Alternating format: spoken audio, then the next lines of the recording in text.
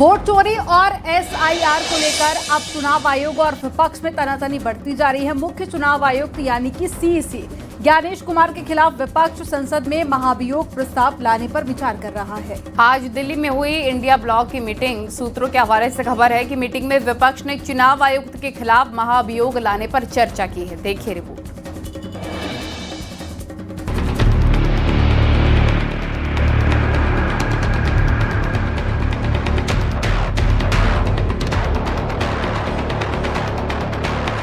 India block की बैठक में विपक्ष ने चुनाव आयुक्त के खिलाफ महाभियोग लाने की बात कही है। विपक्ष मुख्य चुनाव आयुक्त के खिलाफ पूरी तरह लामबंद है और संसद में विपक्ष चुनाव आयोग के खिलाफ प्रस्ताव भी लाएगा। और फ्री एंड फेयर इलेक्शन इस देश में इम्पीचमेंट को लेकर के भी आप लोग क्या अगर नौबत आती है, जरूरत पड़ती है, डेमोक्रेटिक प्रोसेस में, पार्लियामेंट्री डेमोक्रेसी में जो भी हथकंडे हैं उसको अपनाने के लिए हम रेडी। रविवार को चुनाव आयोग की प्रेस कॉन्फ्रेंस के बाद विपक्ष लगातार हमलावर है। एसपी अध्यक्ष अखिलेश यादव ने चुनाव आयोग पर कई सवाल खड़े किए हैं।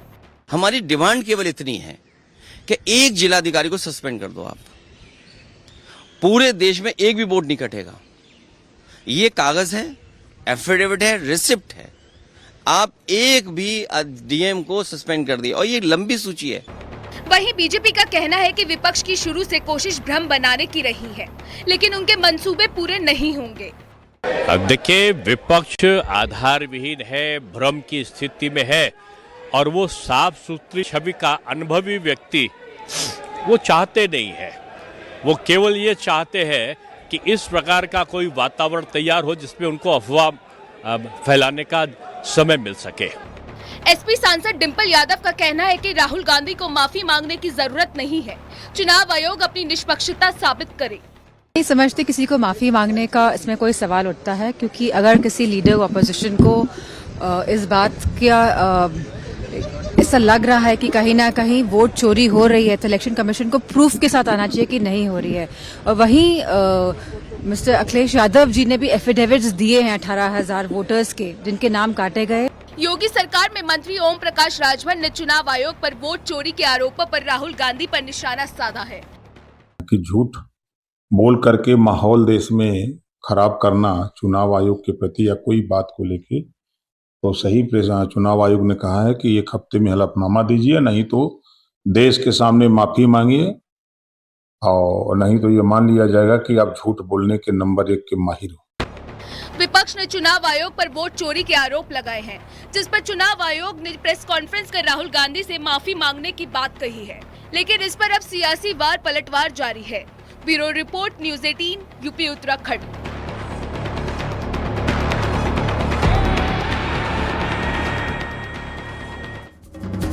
और सीईसी ज्ञानेश कुमार के खिलाफ विपक्ष लामबंद हो गया है। बिहार में एसआईआर का विरोध और वोट चोरी के आरोपों पर कल सीईसी ने प्रेस कॉन्फ्रेंस कर जवाब दिया था। नेता प्रतिपक्ष राहुल गांधी ने सीईसी ने 7 दिन में एफिडेविट देने या फिर माफी मांगने की मांग की है, जिसके बाद में विपक्ष चुनाव आयोग को बीजेपी का टूल बता रहा है। केंद्रीय निर्वाचन आयोग से पूछ रहे हैं, उन सवालों का उत्तर केंद्रीय निर्वाचन आयोग नहीं दे पा रहा और अपनी जिम्मेवारी से भागने की कोशिश कर रहा है। हम लोग मेहनत से पसीने से खड़े हुए लोग हैं। कांग्रेस में कभी ऐसे लोग होते थे जो अब खत्म हो गए हैं, तो वो कोई ना कोई ऐसी सहारा ले लेते हैं। तो इसलिए क्रेडिबिलिटी नहीं है ना इनकी, बोलने वालों की क्रेडिबिलिटी होना बहुत ज़रूरी है। जो बोल रहा है इसके खिलाफ, उसने कभी ये कर्म ना किया हो तो हो पाएगा ना। कहते ना, पहला पत्थर वो मारे ना जिसने ये काम ना किया हो। तो ये तो सारे लोग उन कामों में पहले शामिल रहे, इसलिए इनके बोलने का प्रभाव नहीं है लोगों पर, जन समर्थन नहीं है। एक भी उस एफिडेविट पर आज तक कोई कार्रवाई नहीं की। जो इलेक्शन कमीशन रोजाना राहुल गांधी जी से एफिडेविट मांग रहा है, उस इलेक्शन कमीशन को हम 2022 में 18,000 गलत तरीके से काटे गए वोटों के एफिडेविट दे चुके।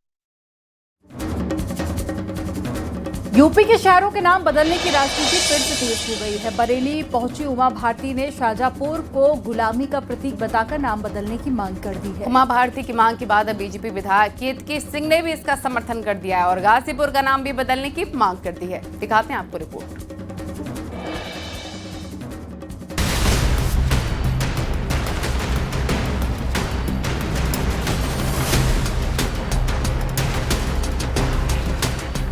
यूपी के शहरों के नाम बदलने की राजनीति फिर से तेज हो गई है। उमा भारती ने शाहजहांपुर को गुलामी का प्रतीक बताकर नाम बदलने का आग्रह किया है। उमा भारती ने कहा कि दोबारा ये नाम हमें सुनने को न मिले।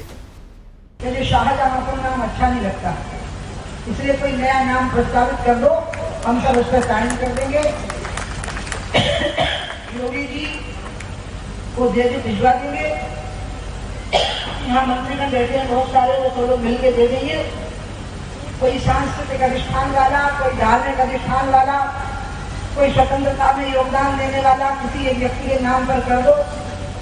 उस व्यक्ति के नाम पे मत करो जो हमें गुलामी के दौर की याद दिलाता है। बीजेपी विधायक केतकी सिंह ने भी इस मांग का समर्थन करते हुए गाजीपुर, आजमगढ़ और मऊ जैसे जिलों के नाम बदलने की बात कही। तो गाजीपुर में महर्षि गौतम थे, आप सभी जानते हैं महर्षि गौतम, और उनका कितना हमारे यहाँ यश है। तो अगर नाम बदलना है तो महर्षि गौतम जी के नाम पे रखा जा सकता है। परशुराम जी के पिता थे महर्षि जगदीन जी, जमदग्नि जी, हाँ माफ कीजिए, जगदम्नि जी। तो अगर चाहें हम तो उस नाम से भी रख सकते हैं हम गाजीपुर का नाम, ताकि हमारे आने वाली पीढ़ियों को यह नाम के साथ साथ वो इतिहास जो भगवान परशुराम के साथ जुड़ा था वह याद रहे। दरअसल बरेली के आंवला में वीरांगना रानी अवंतीबाई लोधी की प्रतिमा अनावरण कार्यक्रम के दौरान उमा भारती ने कहा कि वो यहाँ आ रही थी तो शाहजहांपुर नाम का एक जिला देखा, जिस पर उन्होंने सीएम योगी से नाम बदलने का आग्रह किया। अब बलिया के बांसडी से बीजेपी विधायक केतकी सिंह ने भी गाजीपुर का नाम बदलने की मांग की है। Bureau report, news 18, Uttar Pradesh, Uttarakhand.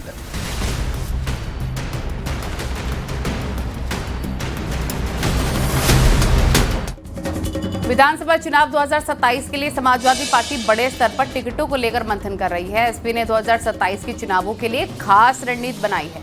माना जा रहा है कि विधानसभा चुनाव के ऐलान से करीब एक साल पहले ही समाजवादी पार्टी करीब 25% यानी कि 100 लोगों की टिकट फाइनल कर सकती है।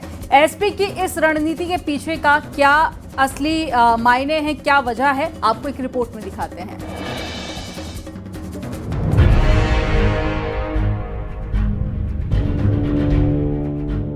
यूपी में 2027 के विधानसभा चुनाव के लिए समाजवादी पार्टी अभी से ही तैयारियों में जुटी है।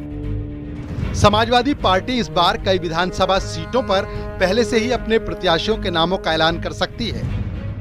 एसपी का मानना है कि अगर वक्त रहते टिकट बांट दिए जाएं, तो बीजेपी के सामने उसके कैंडिडेट ज्यादा मजबूती से चुनाव लड़ सकते हैं। समाजवादी पार्टी अपने प्रत्याशियों का जो पैनल है उनको शॉर्टलिस्ट ज़रूर कर लेगा, लेकिन उनकी घोषणा कब होगी ये राष्ट्रीय नेतृत्व तय करेगा।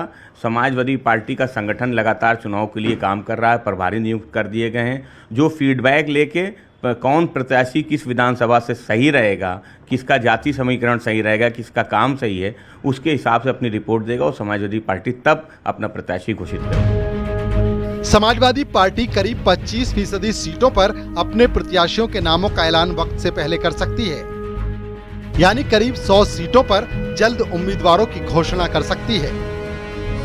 समाजवादी पार्टी के बारे में भी वैसी सूचना है कि करीब 25% टिकट वो काफी पहले घोषित कर देंगे। हालांकि समाजवादी पार्टी और उससे पहले बहुजन समाज पार्टी काफी पहले टिकट घोषित करने का रिकॉर्ड बनाती रहती है। अब पहले अगर टिकट दे देगी तो आसान होगा कि दूसरी पार्टियां अपने कैंडिडेट के बारे में समीकरण के हिसाब से देख सकती हैं। सीटों का मतलब 100 सीटें करीब हो जाती हैं, क्योंकि उत्तर प्रदेश में 403 सदस्यों की विधानसभा है, यानी करीब 100 सीटें वो पहले घोषित कर सकते हैं। इस बात की पूरी संभावना है और एक सॉलिड स्ट्रेटजी के साथ समाजवादी पार्टी ये कदम उठाने जा रही है। समाजवादी पार्टी चाहती है कि वो हर हाल में 2027 के विधानसभा चुनाव में बीजेपी के सामने मजबूती से उभरे।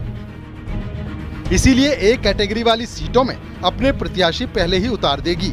वहीं बी और सी कैटेगरी वाली सीटों पर मंथन करने के बाद उम्मीदवारों की घोषणा की जाएगी।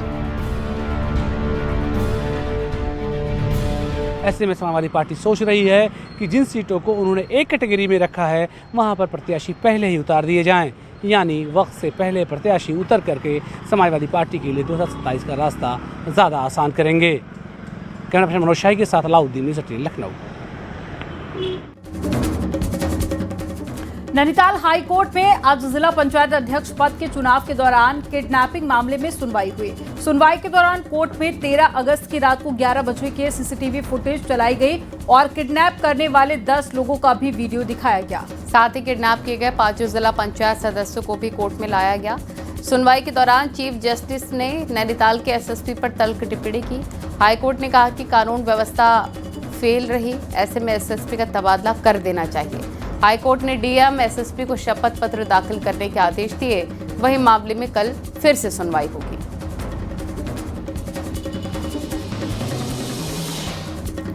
नैनीताल हाईकोर्ट ने एसएसपी पर बेहद ही सख्त टिप्पणी की और तीखे सवाल पूछे। अब हाईकोर्ट ने क्या कहा, आपको दिखाते हैं।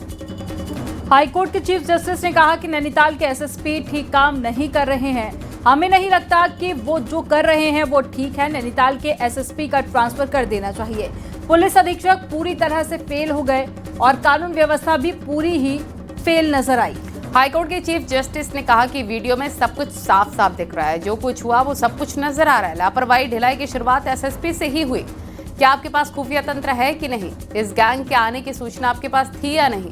आपको क्या लगता है हम अंधे हैं? ये उनकी तरफ से तल्ख टिप्पणी की गई है। और हाईकोर्ट के चीफ जस्टिस ने कहा है कि आप बताइए, आपकी नजर में ये क्या था? क्या सिर्फ लोगों को इकट्ठा कर रहे थे? और रेनकोट में क्या था? सब कुछ साफ साफ दिखा। दिखाने की सवाल तो साफ साफ था कि भाई जहां सैनिटाइज एरिया सैनिटाइज क्यों नहीं हुआ? आप प्रेस को नहीं जाने दे रहे। ये लोग अंदर कैसे गए? अंदर गए तो हथियार कैसे लाए? और हथियार ला के अगर उन्होंने एबडक्ट किया तो बाहर कैसे आए? कोर्ट तो हमारे जो माननीय चीफ जस्टिस हैं उनका तो थोड़ा पेशेंस काफ़ी है, इरिटेट नहीं होते हैं। नहीं तो उन्होंने 2-3 बार कह दिया भाई ऐसे मुद्दे में इस एसएसपी को यहाँ से ट्रांसफ़र करो। ये इस किस्म की वारदात को कैसे हैंडल किया जाए, इतना इक्विपमेंटशिप इसके अंदर नहीं है। ये उन्होंने अपना मन खोला है। धराली आपदा का असली कारण क्या रहा? अब इस बात की जांच शुरू हो गई है। एसडीआरएफ और एनएम की 6 सदस्यीय संयुक्त टीम श्रीखंड ग्लेशियर पहुंची और साथ ही पूरे क्षेत्र का भौतिक निरीक्षण किया। एनआईएम और एसडीआरएफ की टीम ने इलाके से डेटाबेस, वीडियोग्राफी और फोटोग्राफ जुटाए हैं, जिन पर जो एक्सपर्ट हैं वो रिसर्च करेंगे और आपदा के कारणों पर रिपोर्ट तैयार करेंगे। देखिए।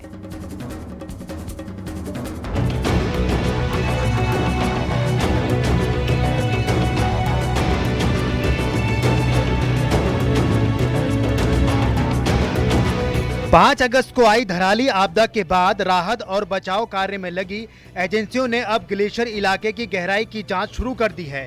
एसडीआरएफ और निम की 6 सदस्यीय संयुक्त टीम श्रीखंड ग्लेशियर पहुंची और पूरे क्षेत्र का भौतिक निरीक्षण किया। इस निरीक्षण का मकसद ये पता लगाना था कि कहीं इलाके में कोई ऐसी कमजोरी तो नहीं है जो आगे फिर से खतरा बन सके। लेकिन निरीक्षण के दौरान टीम को ऐसा कोई बिंदु नहीं मिला जिससे दोबारा आपदा आने का अंदेशा हो। पूरा पैसेज इन्होंने सर्च किया। हमें एक अप्रीहेंशन था, अंदेशा था कहीं पर पूरे पैसेज में कहीं पर ऐसा तो नहीं है कोई मलबा इकट्ठा हो गया है जहां बारिश के कारण फिर से दोबारा से इस तरह की सिचुएशन आ सकती है। उस पैसेज में जो टीम गई है उसको कहीं पर इस तरह का कोई मलबा नहीं दिखा है। संयुक्त टीम ने इलाके से सैंपल इकट्ठे किए और पूरे क्षेत्र की वीडियोग्राफी भी की है। अब ये पूरा डेटा भूगर्भ वैज्ञानिकों को सौंपा जाएगा ताकि विशेषज्ञ अपनी जांच करके अंतिम रिपोर्ट दे सकें और ये तथ्य सामने आए कि धराली में इतनी बड़ी आपदा की असल वजह आखिर क्या थी। एक्सपर्ट्स हैं, उन्हें जरूर मदद इस बात में मिलेगी कि घटना किस तरह से हुई थी, एवलांच हुआ था, लैंडस्लाइड हुआ था या फिर कोई लेक बनी थी, कितना पानी था, पानी का लेवल कितना था, उस सब की जो किस तरह से ये घटना अनफोल्ड हुई उसका पता चलेगा। फिलहाल जांच रिपोर्ट का इंतजार है, लेकिन एसडीआरएफ और निम की टीम ने साफ किया है कि फिलहाल ऊपरी इलाके में आपदा जैसा कोई खतरा नजर नहीं आ रहा है। सत्येंद्र बर्तवाल, न्यूज़ 18, देहरादून।